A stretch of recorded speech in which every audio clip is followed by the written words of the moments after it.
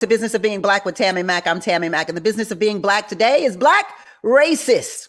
Do they exist? Please welcome Dr. Larry Walker to the show, also educator Kim Crowder, and content creator Gothics, and the host of the Race, Manhood, and Power podcast, OMOWALE Africa. I have a question for Dr. Walker and OMOWALE here. I'm going back to Sidney Poitier because we just lost a legend. And in the movie, in his movie, Guess Who's Coming to Dinner, he has this argument with his father. And he says, you see yourself as a black man. I see myself as a man first. So I ask you, Dr. Walker, are you a black man or a man first? Well, I'm both, right? And I think we talk about, obviously, like I said, we can get into, the gender identity, right? I identify as a black man, right? As a man. Now, my racial identity is not something I determine. It's something that's decided for me before I'm even born, right? So I talked about some of these statistics relating to how racism impacts Black people. In terms of my Blackness, it has been defined for generations, right? So not just my parents or my grandparents and my great-grandparents. And like many people, African-Americans here in the United States, my family goes back here generations here in the United States, right? So the experiences of my ancestors as we move forward, centuries, or I'm still experiencing some of those race-based challenges. And like I said, I don't, it's another thing as it relates to Black people in terms of how we define our Blackness. Well, being a black man in terms of how I worry about being pulled over by law enforcement, how the challenges I've encountered in school systems as a black man, or when I'm walking the street or in the mall. Those are real. And like I said, they can not only in terms of my lived experiences, which are important, but also research highlights that everything I'm talking about has been proven over the last few centuries. OMOWALE. Well, I'm going to refer to W.E.B. Du Bois. He wrote I believe a dissertation in 1897 referred to as the conservation of races. And in that dissertation, he states that the history of the world is the history not of individuals, but of groups, not of nations, but of races. And he who ignores or seeks to override the race idea in human history ignores and override the central thought of all history. So basically what Du Bois is saying is that the idea of race is so fundamentally ingrained in the psychology of man that to try to override it would be like stepping off of a cliff to try to override gravity, right? I'm a black man. I'm black first, right? Because it is that central to who we are in terms of how we identify, but also in terms of how we will progress as a people within society.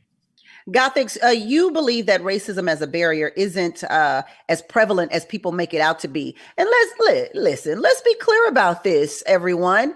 I am a black woman who is on FOXSOUL with my own television show. So there has to be some truth to what Gothic says. I have 3 college degrees. So there has to be some truth to what Gothic suggests, right?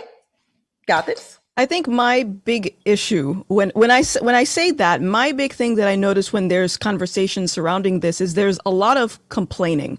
There's a lot of complaining about these systems and these white supremacy and these structures that are in place. But if these things are in place and they have been in place, what now? Do we keep complaining or do we find a solution? And when I see people on FOXSOUL or in other areas where they have massive platforms, I have to ask myself, why isn't this sector of Black Americans who find these things to be obstacles, why aren't they speaking with those that have made it? Why isn't there some type of mentorship? Why is the conversation always some type of outside something that happens instead of maybe it's me, maybe it's my decisions that I'm making, maybe I'm not maybe I don't have enough grit is another thing. Oh, explain that. Grit. Yeah, I think that grit, resilience is something that a lot of people need in order to succeed in life. How bad do you want this thing to happen? I have to say, I have to cut you off there, Gothic, because I have to say, even though we weren't a part of slavery and we know not one piece of shred of how that even feels, Black people have to be, they must be the most resilient race on the face of the earth. They have to be, right?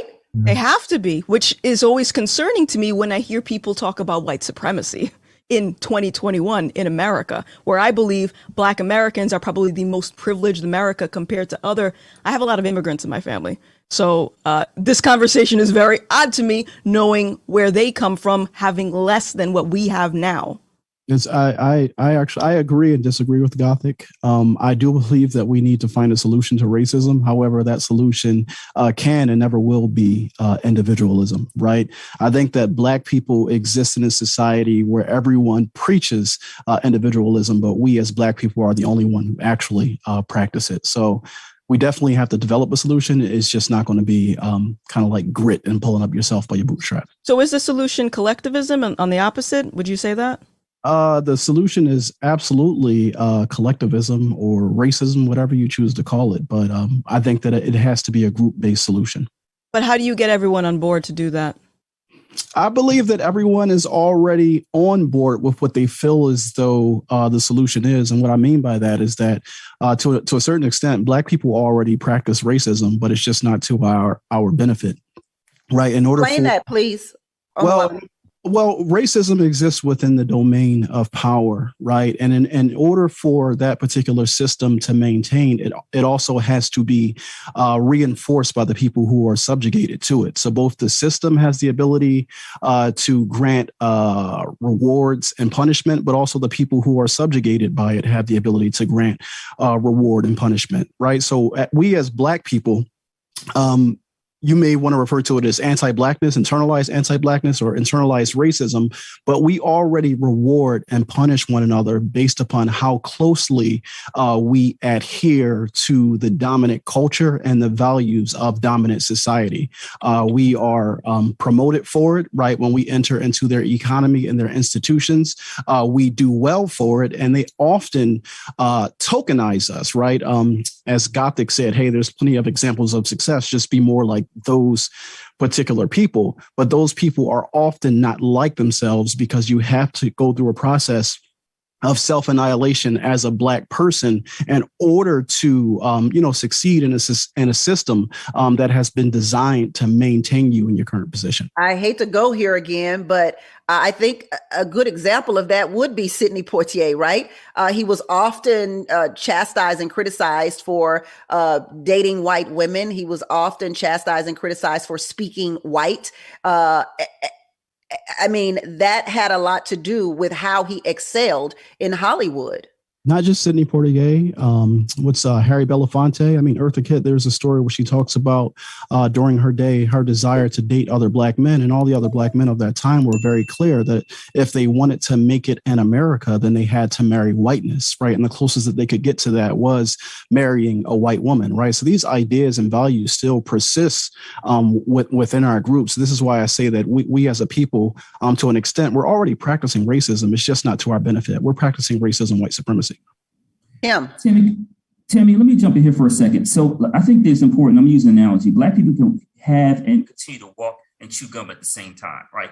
So, mention Harry Belafonte, and certainly when, and so when we talk about people like Harry Belafonte, et cetera, you have to go back to the 1960s and then ask yourself, in terms of being Black actors in Hollywood and Sidney Poitier, what are some of the things they did? Well, it's a story I just read about, I think in 1967, when they took $75,000, drove it to Mississippi to ensure that the Freedom Riders wouldn't go bankrupt, that they had the money they need to continue to make sure people had the right to vote, right? So it's important, like I said, when we talk about, individuals like that, Belafonte, et cetera, and Poitier, that those individuals put their lives on the line. And I must add that they were chased by a car, right? A speeding car, right? So it's important, once again, to highlight that, you have, as Black people, we have essentially feet in multiple different places, right? So they had it in Hollywood and also was centered within the Black community. And as I said, I use the analogy of walk and chew gum at the same time. Black people have and continue fight for voting rights, right? So, and when we talk about voting rights, this is not an issue. This is not a new issue.